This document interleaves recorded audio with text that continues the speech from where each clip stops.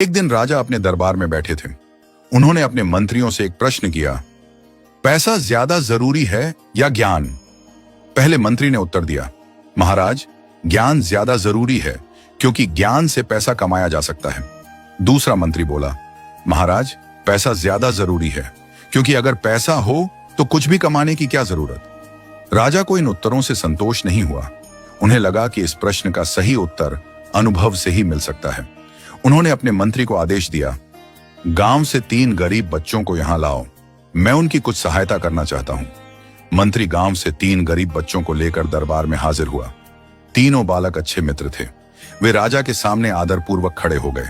राजा ने स्नेह भरे स्वर में पूछा, बच्चों, तुम जीवन में क्या बनना चाहते हो? मैं तुम्हारी सहायता करना चाहता हूं।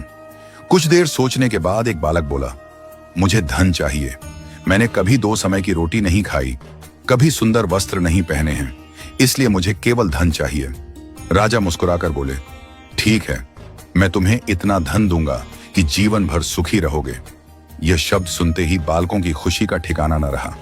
दूसरे बालक ने बड़े उत्साह से पूछा, क्या आप मुझे एक बड़ा सा बंगला और घोड़ा गाड़ी देंगे? राजा ने कहा, अगर तुम्हें यही चाहिए तो तुम्हारी इच्छा भी पूरी हो जाएगी।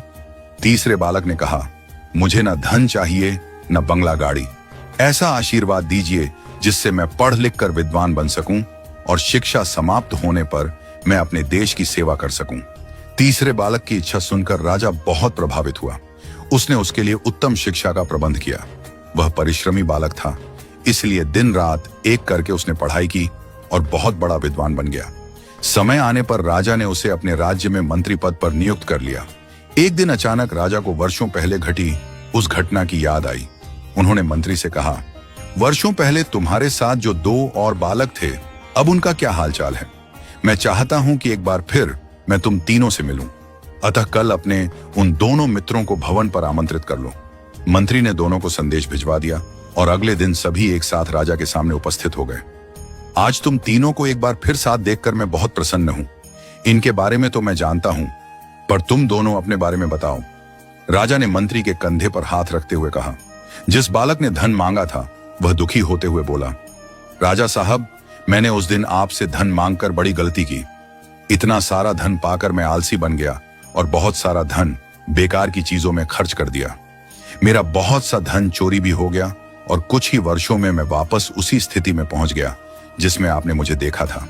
बंगला गाड़ी मांगने वाला बालक भी अपना दुखड़ा रोने लगा। महाराज, मैं बड़े ठाठ से अपने बंगले में रह रहा था, पर वर्षों पहले आई बाढ़ में मेरा सब कुछ बर्बाद हो गया और मैं भी अपनी पहले जैसी स्थिति में पहुंच गया।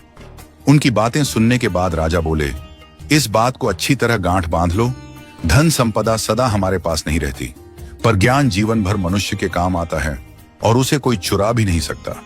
शिक्षा ही मानव को विद्वान और बड़ा आदमी बनाती है, इसलिए सबसे बड़ा धन विद्या ही है।